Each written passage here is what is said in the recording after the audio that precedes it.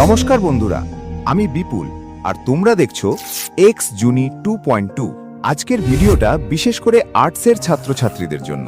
ইতিহাস, রাষ্ট্রবিজ্ঞান, দর্শন, বাংলা এই বিষয়গুলোর পরীক্ষায় কিভাবে বেশি নম্বর পাওয়া যায় সেই 5টি স্মার্ট টিপস আজ জানাবো। প্রথম টিপস, উত্তর লেখার গঠন। আর্টস সাবজেক্টে শুধু বড় লিখলেই নম্বর পাওয়া যায় না। উত্তর শুরু করবে একটি ছোট ভূমিকা দিয়ে, তারপর মূল পয়েন্টগুলো আলাদা আলাদা করে লেখো, সবশেষে একটি ছোট উপসংহার দাও।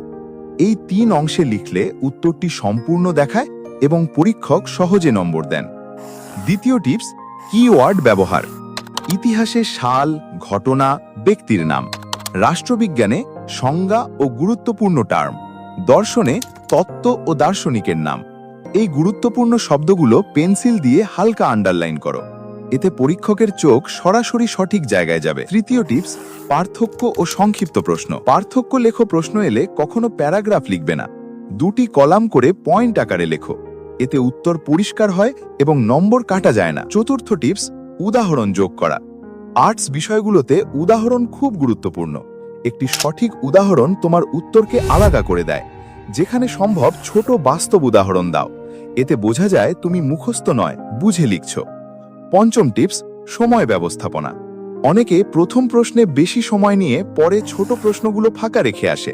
প্রতিটি প্রশ্নের নম্বর অনুযায়ী সময় ভাগ করে নাও। শেষ 10 মিনিট রাখো রিভিশনের জন্য। এই ছোট অভ্যাসই তোমার নম্বর বাড়িয়ে দিতে পারে। বন্ধুরা, আর্টস মানে শুধু গল্প লেখা নয়, স্মার্ট উপস্থাপনা, সঠিক গঠন এবং কিওয়ার্ড ব্যবহারের মাধ্যমেই তুমি অন্যদের থেকে এগিয়ে যেতে পারবে। ভিডিওটি ভালো লাগলে লাইক করো, বন্ধুদের সাথে শেয়ার করো আর সাবস্ক্রাইব করো এক্স জুনি 2.2। আমি বিপুল, আমার দেখা হবে পরের ভিডিওতে। ধন্যবাদ।